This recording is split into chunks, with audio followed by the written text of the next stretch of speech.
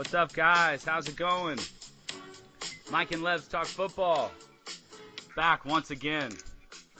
Mike, how you doing, brother? Long time no see.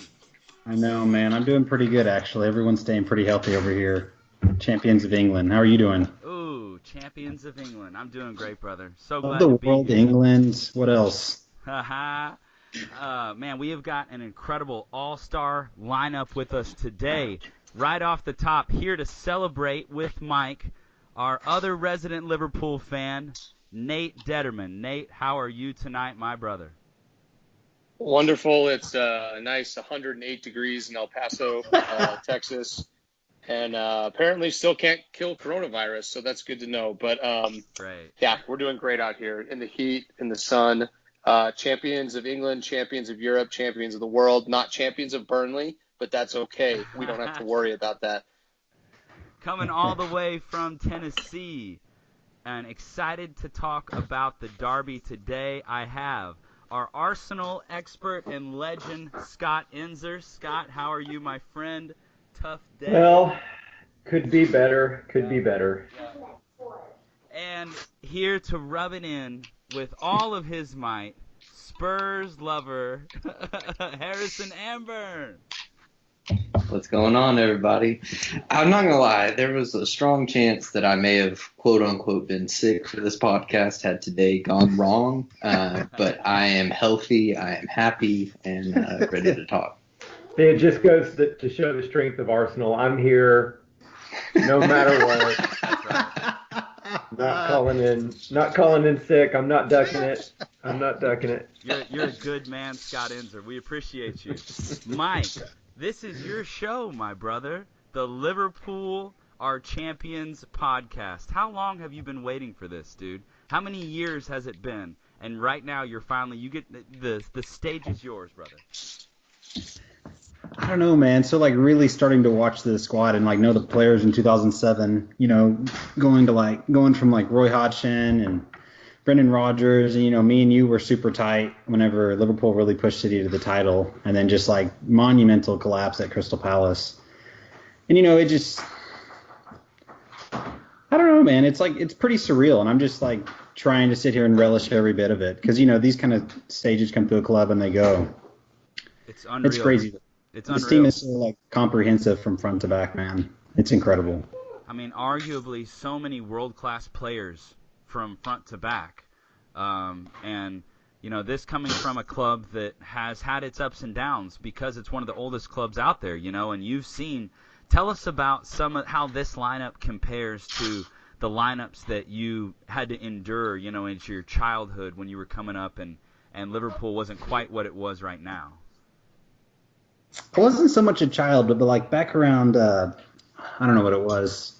It was when we got kicked out of the group stages in Champions League and wasn't in Champions League for 4 years. I think Steven Gerrard was playing with a bunch of free transfers players, this Serbian free transfer Jovanovic, and just almost championship level quality players. It was sad, and not competing in Manchester derbies. Talking about Manchester United. Yeah. Yeah. This is the best, from front to back. I'm so fortunate to watch Gerrard and Torres in their prime, and they were something else, and Luis Suarez in his prime. But this team is much better, just simply because of the defense, especially. Almost 2 world-class players in the back, 3 world-class players in the back, which is still incredible. Hey, Nate, so I'd like for you to chime in here. Talk to us about the love of your life, Andy Robertson.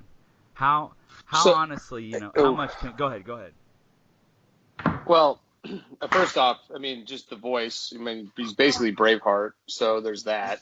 That's so cool. I love Andy because he's just he's a hustler. He makes things happen. He's a defender that can create incredible chances, just like Trent. But he's this dude from a whole city that we got, and big fan of him. So that's my Andy. He's always going to run kind of with the crazy arms on the side. You don't know where he's going, but he gets there decently quick. But yeah, big Andy guy. He got us the goal. Wish we got more this weekend, but yeah, kind of like Mike said, just super happy to get that one off. I hope we can finish out, but I think with how weird the season is with COVID, I think it was pretty cool just to finally say, okay, we're champs, we did it. And what about that header though, man? I've never really like seen a header like that, the way he like put some swerve on it. And it was deep. It was outside Yeah. the small, was it 6-yard box or whatever, but it was that was pretty impressive. And just the run he made, and it was funny because he doesn't normally play that side, but he took the corner, so that was interesting. I had to take a double take on that. Anyone have any just general thoughts on Liverpool's season? For me, I'd like to open it up to Scott and Harrison. I'm sure they have something to say on it, and I would say just for me that the consistency that Liverpool showed during the season was absolutely unbelievable. I mean, there was a good stretch of time where you knew they were winning that game before they even stepped on the field. They had so much momentum. It was honestly unbelievable, and so just absolute props. And I do think that since the restart, you should almost see that as a separate season in a way, because the momentum really hasn't felt as much like it's been there. It's been a little stop-start, but it's so different, you know. You can't really compare it to everything that happened before. But, I mean, I remember come Christmas time, Liverpool absolutely one of the most unbeatable sides, you know, that the Premier League's ever seen. So, just, all the respect in the world. Harrison, Scott, I know The go ahead. the coaching to keep them up at that level, you know, for the whole season. I mean, they were just on. I mean, just the job that Klopp's done this year to keep them focused. You know, performances in the cup games notwithstanding, they went into the season wanting to be champs, and they weren't going to be stopped.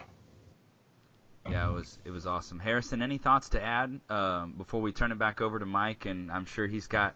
I'm sure he wants to tell us about how he celebrated. I just think that kind of what Scott was saying. I mean, of course they're loaded with talent, but it takes a lot of managing egos, keeping the team, keeping them hungry, especially after last year coming so close to the title last year, only to lose out on it. And then, of course, the Champions League final, which I've tried to forget, but still remember. And then them come back so strong this year. I think they deserve all the credit, and clearly the best team, and they deserve a title. Absolutely. Mike, what do you really say would be the number one reason, if you had to pick one, for y'all's success this season and for the just incredible points total that you've tallied? I mean, it's almost insane, the total number of points, and you still might beat the point record, even though now there's a glimmer that you might not. But, it's crazy, the level. I think I was just listening to Scott talk just now, and I thought it was really interesting thing he touched on, like really speaking to mentality. I remember when Klopp first came, and he like made a comment in a game, like I think we went down a goal or they equalized, and he's like, man, immediately the players like drop their heads like the game's over. And like that's been like completely transformed over these few years. And like at any point in games this year when we've been down, tied, 3 minutes left, whatever, like there's like a swagger and a belief. Like just watching them, they're like, we will win this game. And they just like absolutely like force throttle the ball until they score. And there's several things. I think like good purchasing. I think Van Dijk. I think amazing goalkeeper. World class front three. I think those are big things. I do think coaching and like keeping the players at that level, and like it's to some degree the team within themselves have to bring each other to that level. I don't know. I would think mentality for sure. Just the belief that definitely has not always been there. Hey, Nate, so talk to us about the attacking three that's so famous. Talk to us about Bobby Firmino, Sadio Mane, and Mohamed Salah. How much has that made you love football again, just watching them the way they play? So I think it's awesome because they're all unique and they all do different things. It's not your standard, okay, we got Torres up top, Suarez, whatever, and you got your main guy, you got your striker. Well, they all work really well and they're all pretty much world class. But they're all kind of the no-name, kind of low-radar guys that turned into superstars. And under, you can argue at Liverpool, all of them have done that. So I think it's fun. Now I'm a big Bobby guy. He's kind of my favorite because of just what he does and how unique of a striker he is.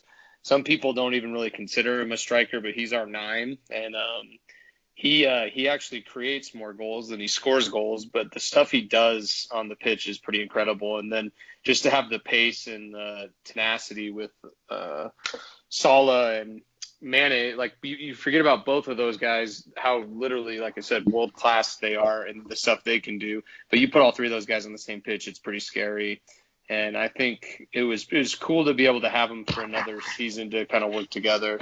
And no one got poached by, big names, but I think they thrive under the system. And you can, and we were talking with like City too, with the De Bruyne, Sterling, Gabby, Aguero, like you get, it almost felt like we finally had something where we're like, okay, we can compete with these. But I also really love Trent Alexander and Andy with that, because they basically are wingers that they come up. So, I mean, you put all those together and then you get a solid defense. It was unstoppable. But I like how you never really know who's going to be making the run in our offense, because all 3 of them they can get you pretty good. And usually, like I said, Bobby's unique because he kind of creates. He almost plays like a role that Coutinho played, kind of that 10, but you never know where he's at, so it's kind of fun.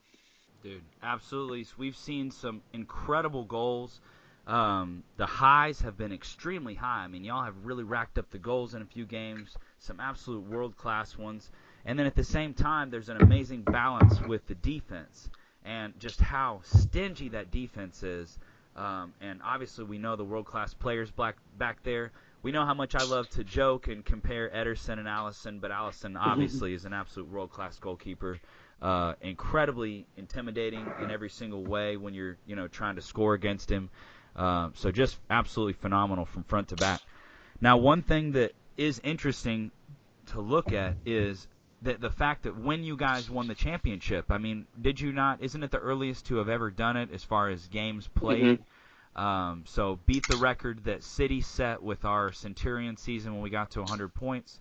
Did it quicker than we did, which is absolutely incredible. Just basically didn't lose, won every single game just about. And so, but the point I'm trying to make is you win the championship, and now it's back into what I brought up, which, Mike, it was interesting, not trying to call you out, but the name Project Restart, you were kind of like, what was that again? But that's what this is, we're in the context of all of the seasons that we have all watched. We have to remember that this is going to be looked back on and be like, no, that was an odd year, when they split it up in that way.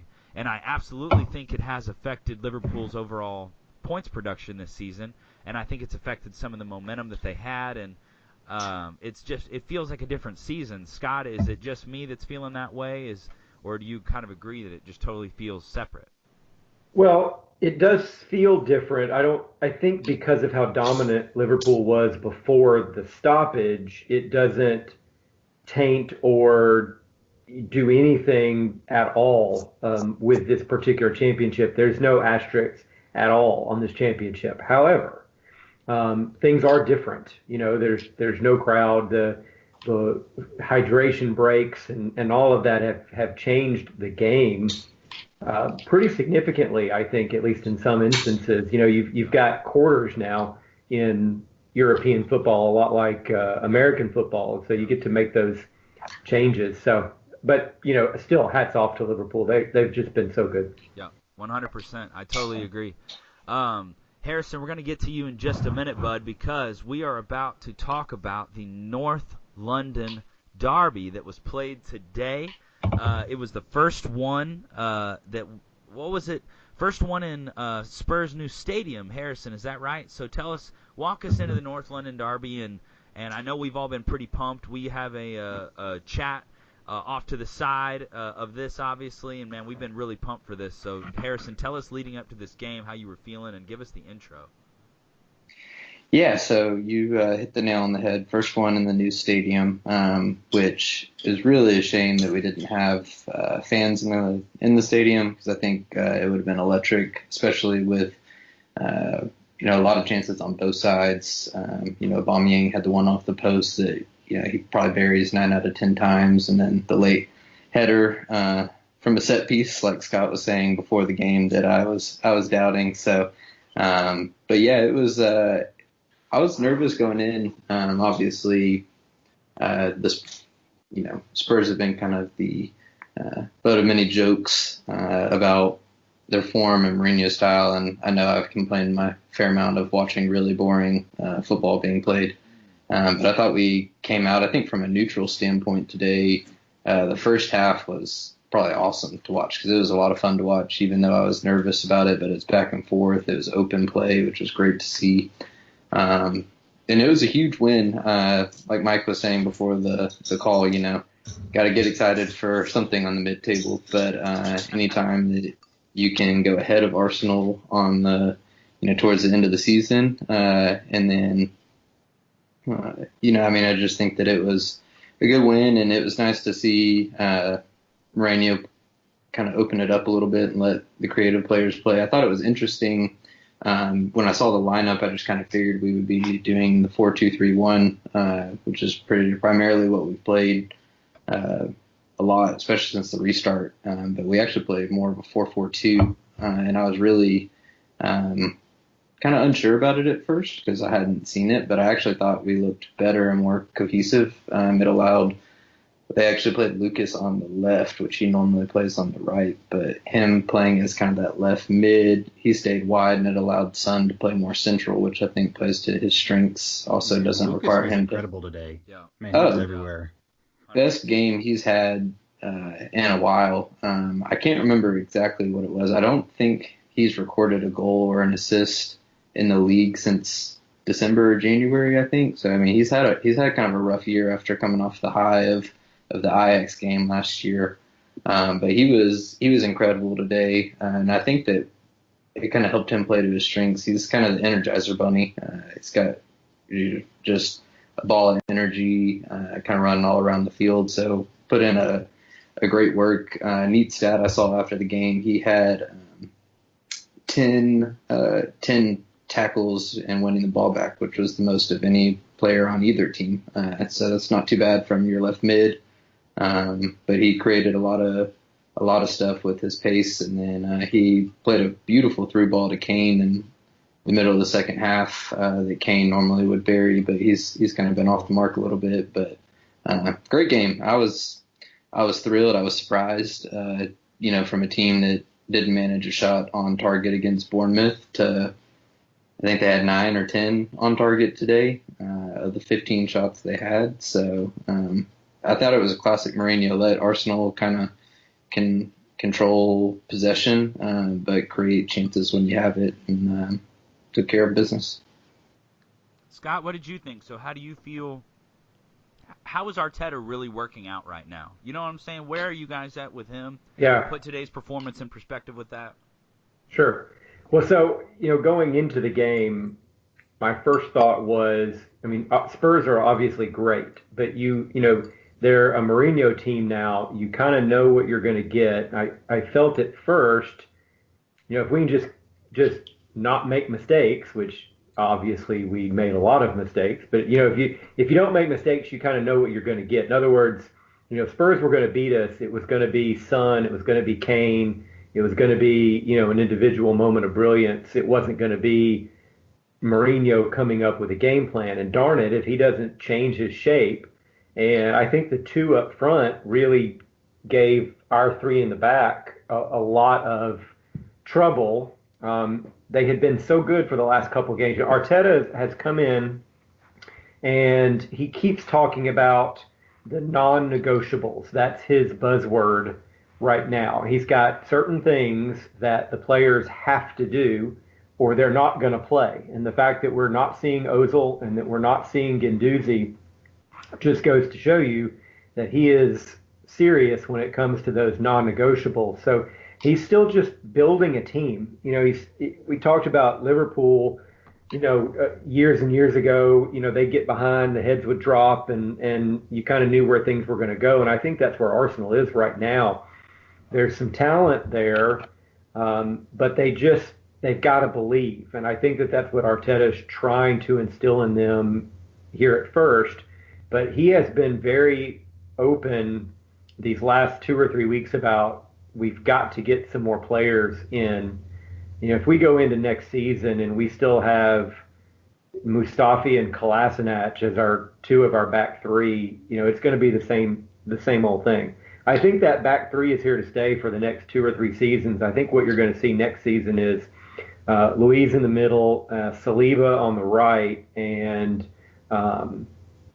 Pablo Mari on the left. He's left-footed, and that's going to be our back three, I think, for next year. I think that's got a chance of being a little bit better, but there's still nothing world-class back there yet until Saliba maybe gets a little bit more experience in the Premier League. So basically saying that Arteta's going to go with youth instead of purchasing, a new center back or, somebody that would come in and take over that back line.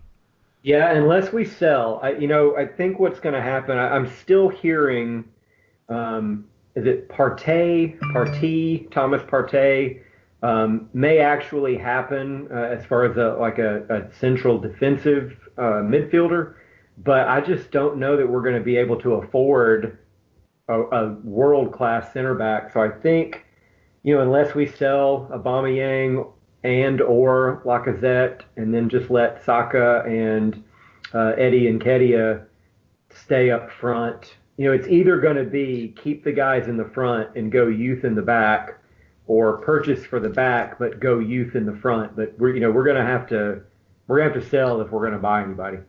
Can we just, before we turn away from Arsenal, can we just give love to Lacazette? What a class player. I love the guy so much. I'd kill to have him on my team. Oh, my gosh, that was so good. Oh, my goodness. You can't hit a ball any better than that. He needed that, too. His confidence has been really, really down. He's only scored, I think it's 9 goals in the Premier League this season. He's just been, down. The Arsenal bloggers are talking about he is the oldest looking 28-year-old in the Premier League. I mean, dude looks like he's older than I am. But it was good to see him get a goal today, for sure. Hit it so sweet. I was texting Caleb today, Scott, during the match, and just thinking about 2 players, watching Xhaka and Ceballos today. One, I really like Ceballos, or is that his name? Is that how you say his name, Danny? Yeah, okay. Yeah. So he's on loan. I'm curious, you're more in the loop on this. What's a chance that you guys will purchase him? And 2, how do you feel about Xhaka? He looked okay today. Of course, you watched him much more. That midfield pairing has actually been really good, with Xhaka kind of dropping back a little bit and Ceballos kind of taking on the playmaker role. We would actually really love to have him. He's a Madrid player, and they're going to want twice as much for him as he's probably worth. I think what I would love to see happen is get another loan, because he's not going to play at Madrid, and he's got to know that. I'd love to have him permanently. I think it's more of a chance that maybe we could arrange another loan, maybe with an option to buy or a down payment. Nowadays you can do a lot of things financially, but I would not be surprised to see him stick around. I'm enjoying Arsenal right now. I love the manager, and I love the no nonsense, because under Wenger especially, it seems like the players would just kind of get away from him. Sort of Emery too, to some extent. And it's sad with Guendouzi, because watching him come in immediately, when he was a teenager even coming in, it's he's an exceptional talent, but his attitude, I was looking him up today, it's always been an issue with him. And that's just so unfortunate. Yeah, from the very beginning. He's got talent. He can't head the ball for anything. He'll never win a ball in the air. I think that if we could get $30 million for him, we'd take it in a heartbeat. And PSG is in on him right now, and I think maybe Barcelona. I mean, if we could get Barcelona to pay, 3 times what he's worth, heck, I'd take that in a second. So yeah. It's a shame, but at the same time, I do like that Arteta's, again, he's holding firm on that, and I think in the long run, that's what's going to get us back to where we want to go. It's going to be a few years. It's not. This is not next year that we're all of a sudden going to be competing. What I like about Arsenal right now is I don't go into any game except maybe City thinking there's no way we're going to win. I think that we're going to be competitive. I'm actually anxious to see us against Poole on Wednesday and then City again on Saturday in the FA Cup. Can we just compete. And I would be happy with that. There's So, two things I want to add before we Yeah. get away from the North London Derby. go for it. Scott, Glasnich had a really rough game, Oh, my really God. bad. Yeah. And I haven't watched a whole lot of Arsenal, so I don't know if that's kind of standard. I know Louise is kind of the scapegoat and gets a lot of stuff, but that first goal was not at all his fault. I mean, he's running to Nope. his left. The pass is probably 5 yards to his right against a quick, shifty player like Son. That's a really difficult ask. And even on the goalkeeper, I felt bad for him because I thought Martinez had a fantastic game, especially for your backup. When you think about He's playing great. Yeah, he's playing really well. yeah, I think he's gonna, make Leno really earn his spot back because, truthfully, I thought I didn't feel like they appreciated enough how difficult the save on Harry Kane's chip really was to make yourself that big and to get draw a it hand there. on it. And then I think Davies might have even scored that if he doesn't get a hand on that rocket blast. So I thought he had a really good game. Yeah, but I don't know Kolasinac why did not. Kolasinac is actually back there. The only thing that I can see, he's actually a left back, and he's playing that left third of the back three. I don't exactly know why Holding's not playing there. Again, I don't know what Holding's done to be out of the team, but I think what you're seeing, because Tierney has played that left center back for Scotland. And I think what happens every once in a while is they switch. Like Kolasinac will take the ball up the left and Tierney will slip back to center back. And so maybe that's what Arteta's, thinking about is how interchangeable they can be. But he was just awful today. He was really bad. The problem with Arsenal's back three is, you've got Mustafi, you've got Louise, and now you've got Kolasinac, and all three of them on a day are capable of having good games. Mustafi's really turned himself around since November. The club basically in November just told him, hey, go find a new club. You're not playing here. And, for him to come back, he's shown a lot. But, on a day, all three of them are capable of having a good day. But at the same time, they're all three capable of making that one mistake that costs you the game, which is what happened today. So we've got to clean that up. That's hard to have, though, your back three that you all need them to be on the same day. You need some consistency and some reliability because honestly, as many jokes as we've made in our group about Louise and his getting subbed on and allowing a goal and then getting a red card with in 45 minutes or whatever we were joking about. I thought he was your best central defender today because the one towards the end when Kane kind of started had a nice tackle and then Son played the ball around Mustafi, I think Louise actually got back and cut off the passing lane and forced Son out wide enough to where there was no angle, and I thought that was a really because if we had scored there, that'd been the nail in the coffin. That would have, and so I like him in the middle of the back three. I really actually do like Louise in that position because he's such a good distributor of the ball. He'll make a pass that that you just how in the world did he see that?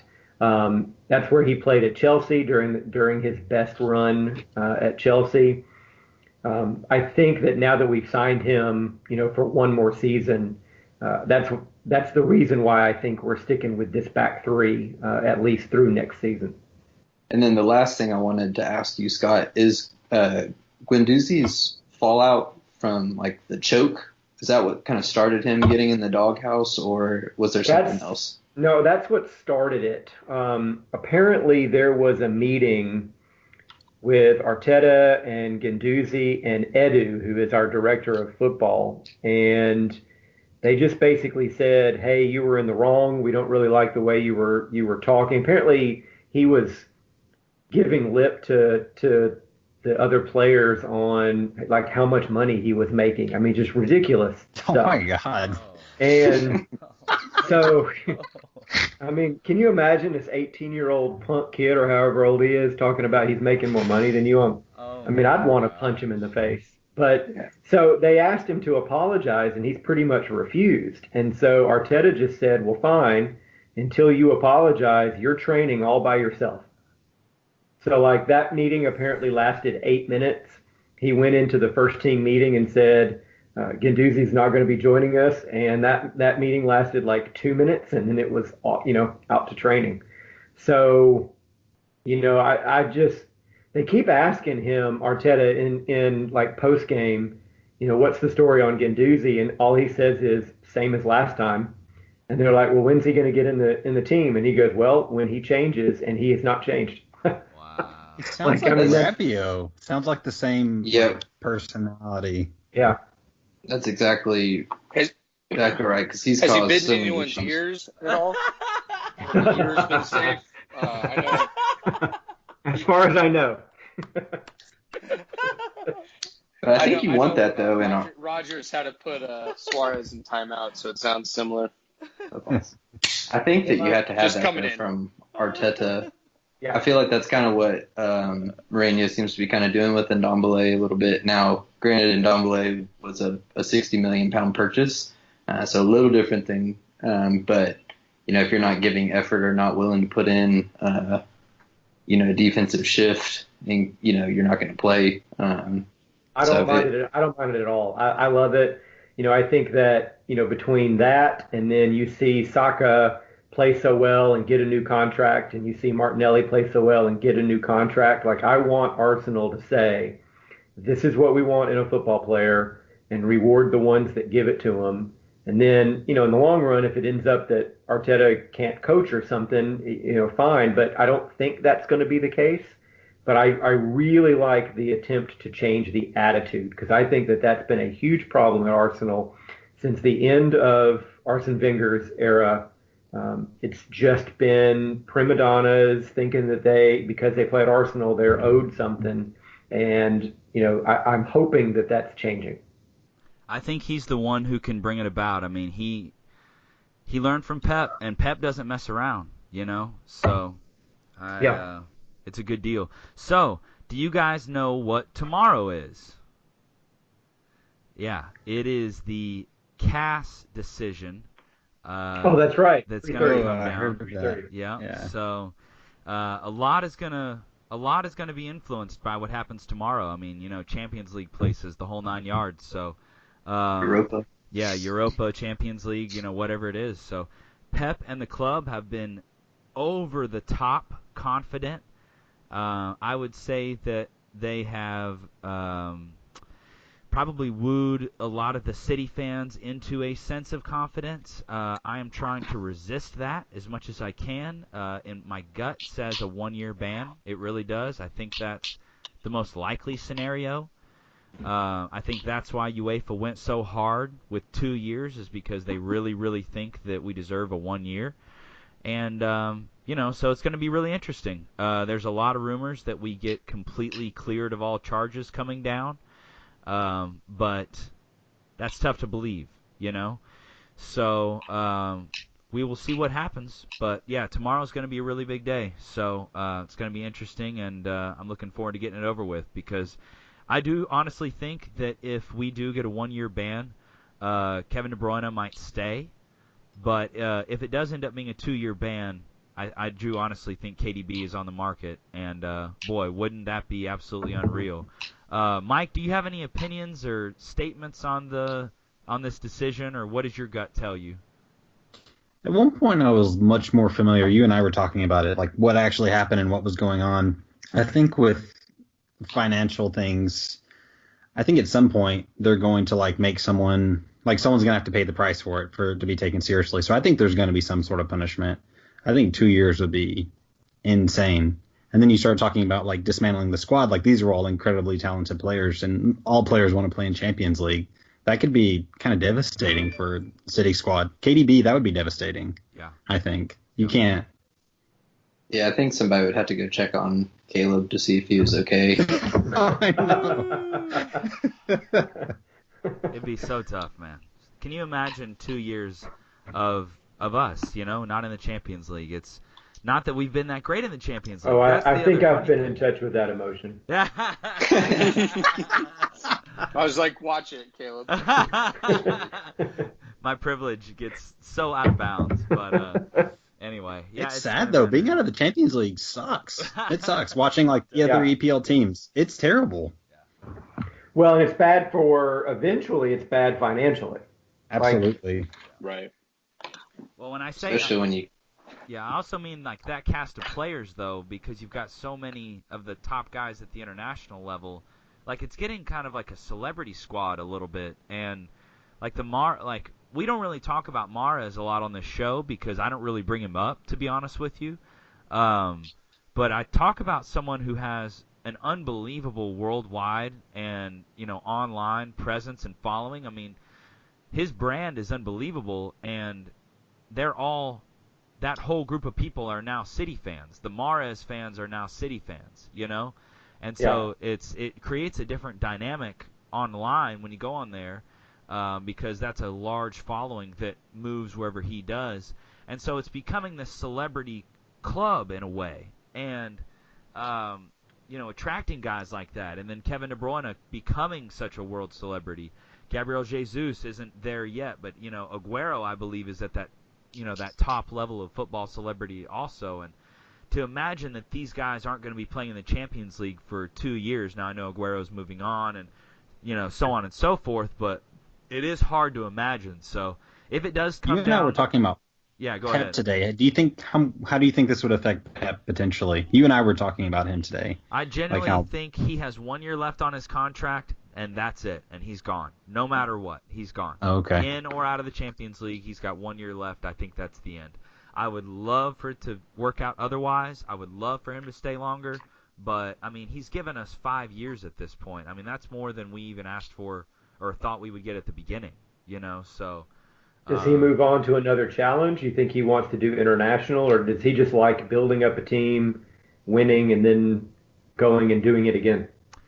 It's just so tough to say. Now, the problem also is I'm being very cynical by the way I'm presenting this because that's my honest gut is telling me that's what's going to happen, but he's showing nothing but signs that he wants to stay. That's the other, odd thing, the way that he talks about Phil Foden and the way he's like, developing this guy is my masterpiece. He didn't say he's more talented than Messi, but he said he's the most talented young player I've ever seen in my life. All these things make you think, oh, Pep is going to stay longer. But, then you hear his wife has moved back to Spain, and that, you don't know where his family is and stuff like that. So you just never know. And all he's talked about is that he has 1 year left on his contract, and he's not saying anything until that he'll stay for that whole time. That's all he said. I have 1 year left. I'll stay that whole time. That's it. Period. So, we'll see what happens. But I bet he takes a hiatus, and then I could see him, coaching at the international level. But, who knows? It's so tough. Do you think to he'd tell. have any interest in PSG? I really don't. He's never said anything that would make me think that. I don't know. It doesn't seem to line up. The City thing, as random as it looks, it makes sense because his best buddies are now running City. So the oil money bought well, if you will, and they bought some guys out of Barcelona. They bought some Spanish guys to run their club, and it's worked out really well because through that connection they got Pep Guardiola. He says that Cheeky Begiristain is like a godfather to his kids. So, that's how we got him. That's the only reason he came to City. So, I don't know if PSG has that type of connection with him. I get that it's okay, he wants to go dominate another league, but what are you proving at that point? City was at least a little bit, needed to step up a little bit as far as being on a world stage, I felt like.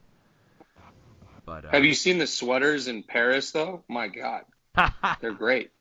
The shirts and the tight, you can get turtlenecks. I think Pep, he might have a little je ne sais quoi there. Do you think?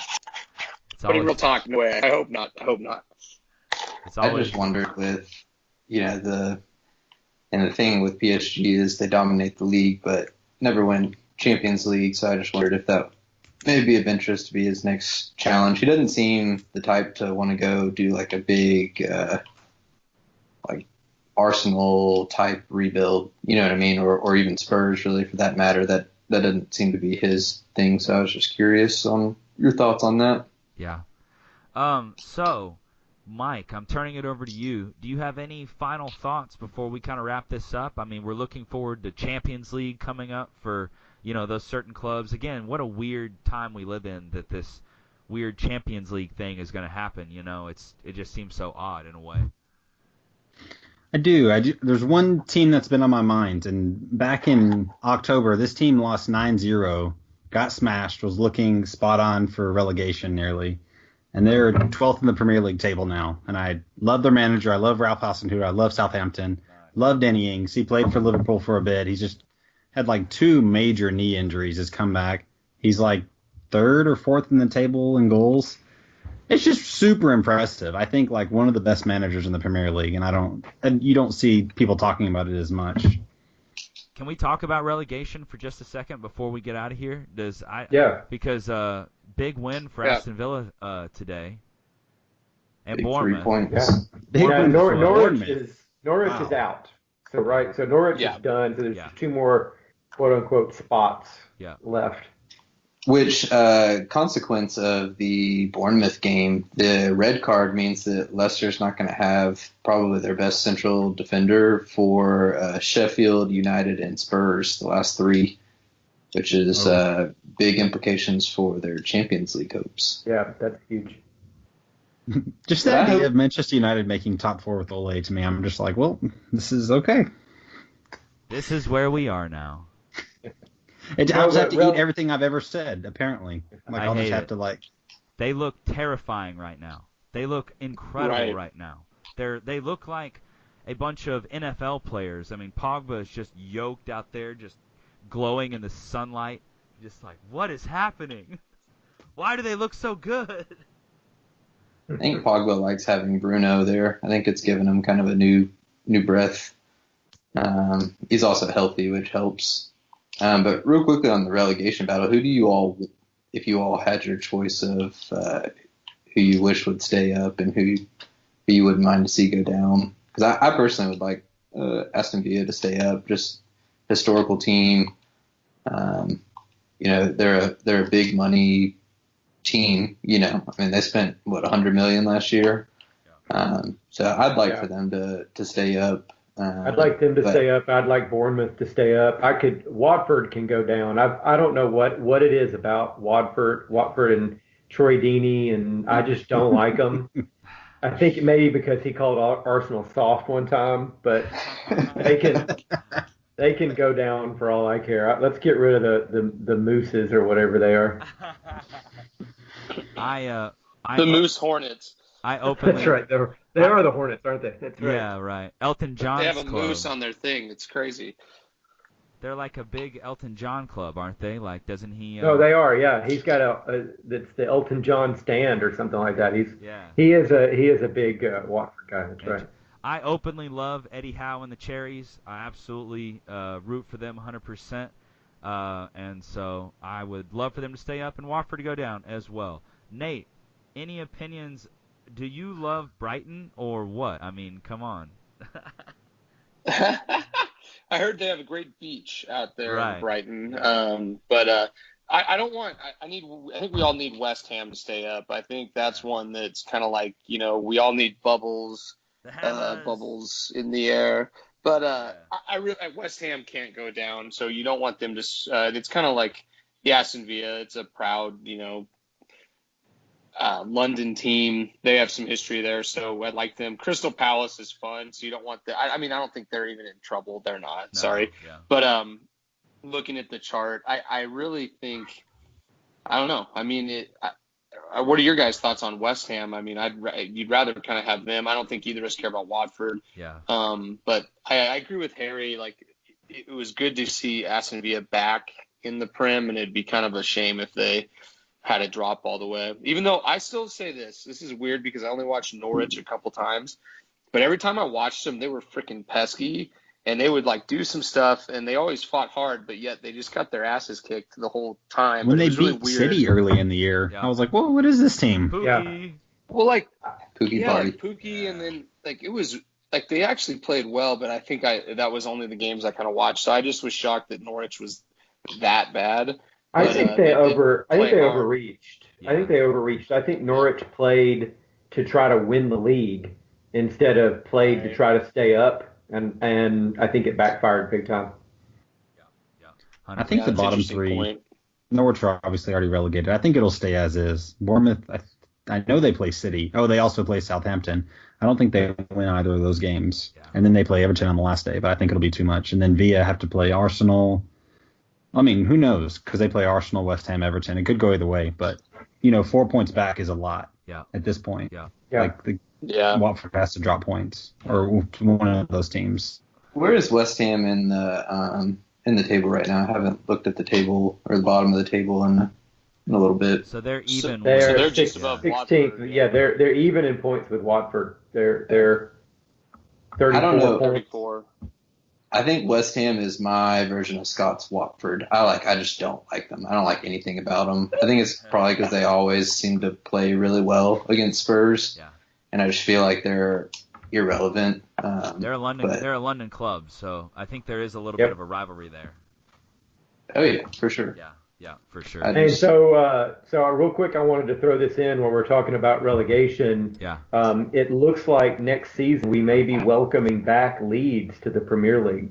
Pretty cool. They are top of the championship with West Brom, and Brentford and Fulham look headed for the play-in game. Very cool. Very cool. So that'll be interesting. Yeah. Good deal, man. Leeds, home of Caleb's favorite player, James Milner. Oh. That was his club. Who cracked the all-time starts? I think he's like top 5 for all-time Premier League. Man, he's incredible. Oh, That's what British people look like, is James Milner, if you wanted to know. yes, 100%. Google, what does a Beautiful Brit teeth, look like? everything. James Milner. Blockhead. Man, what's interesting about that top 5, only one of them is a goalkeeper. Every other player in there is outfield. I was like, holy shit, that's super impressive. So before we get done, I know we've had this conversation off to the side, but player of the year, is there, Mike and I were discussing Henderson. Who wants to stick up for Henderson being player of the year? Real quick, last thing, something trigger worthy before we go. Is Henderson player of the year or is KDB? Nate, go. I thought it was Mustafi. I don't know what the heck you guys are talking about. Oh, no. Oh man, no, that's for my boy Scott. So no, it's funny because I don't know how you quantify it, because Henderson's I think he makes the team, and I think he's an incredible leader. I think he creates stuff. I think since he got hurt, we got worse. But I don't know what qualifies you for player of the year, because KDB's playing out of his mind. Well, it's the old they're baseball not the thing. same player. Is the MVP the best player, or is the MVP the guy who made the biggest difference for his team? Because KDB is the best player, no doubt. But Absolutely. Yeah. De Bruyne gets my vote. Yeah. Mike, what are your I would feelings? go Henderson, man. Come on. We're talking, what is it? Upwards so many years not winning, and he's the leader of this team, makes such a big difference. But it could go either way, and I'd be like, okay, KDB's I was just telling you, he's one of the best players in the world, so you couldn't even argue that. Yeah, 100%.